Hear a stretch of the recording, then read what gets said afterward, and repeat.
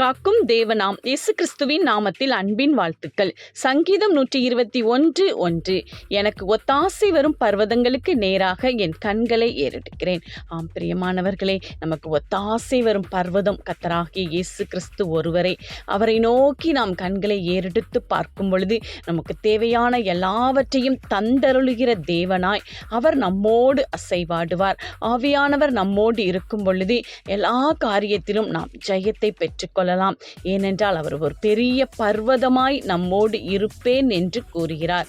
எனவே நம்முடைய பார்வை எப்பொழுதும் தேவனை நோக்கியே இருக்கட்டும். நம்முடைய சிந்தனை செயல்கள் தேவனுக்கு பிரியமானதாய் இருக்கட்டும்.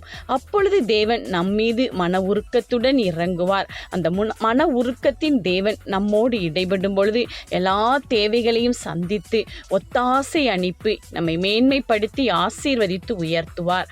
ஆமென்.